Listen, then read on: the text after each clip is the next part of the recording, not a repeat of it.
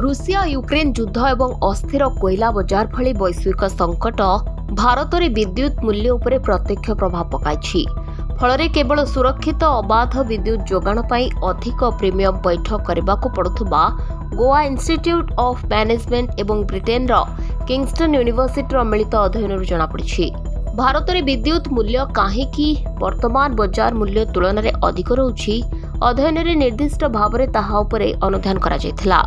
କୋଇଲା ମୂଲ୍ୟରେ ଅସ୍ଥିରତା, ଭୂ ରାଜନୈତିକ ଉତ୍ତେଜନା, ଘରୋଇ ଚାହିଦା ଢାଞ୍ଚା ଏବଂ ନୀତିରେ ଅନିଶ୍ଚିତତା ଏହା ପଛର ମୁଖ୍ୟ କାରଣ ବୋଲି ଜଣାପଡ଼ିଛି। ଗୋଆ ଇନଷ୍ଟିଚ୍ୟୁଟ୍ ଅଫ୍ ମ୍ୟାନେଜମେଣ୍ଟର ଆସିଷ୍ଟାଣ୍ଟ ପ୍ରଫେସର କହିଛନ୍ତି କି ରୁଷିଆ ୟୁକ୍ରେନ ଯୁଦ୍ଧ ରିସ୍କ ପ୍ରିମିୟମ ଏବଂ ବଜାର ଅସ୍ଥିରତାକୁ ଉଲ୍ଲେଖନୀୟ ଭାବରେ ବଢ଼ାଇ ଦେଇଛି। ଅଧିକ ଚାହିଦା ଥିବା ସମୟରେ ବିଦ୍ୟୁତ୍ ଯୋଗାଣ ରିସ୍କ ପ୍ରିମିୟମ ଅଧିକ ରହୁଥିବା ବେଳେ ସପ୍ତାହାନ୍ତରେ ଏହା 13% ପର୍ଯ୍ୟନ୍ତ ବଢ଼ିଯାଉଛି। ବିଦ୍ୟୁତ୍ ଯୋଗାଣରେ ଅତ୍ୟଧିକ ନିଅଣ୍ଟ ଥିବା ଏଥିରୁ ପ୍ରତିଫଳିତ ହେଉଛି। ଉପରୋକ୍ତ ଦୁର୍ବଳତା ଗୁଡ଼ିକର ସମାଧାନ ଆବଶ୍ୟକ ବୋଲି ସେ କହିଛନ୍ତି। ବ୍ୟୁରୋ ରିପୋର୍ଟ, ଦିନଲିପି ଲାଇଭ୍।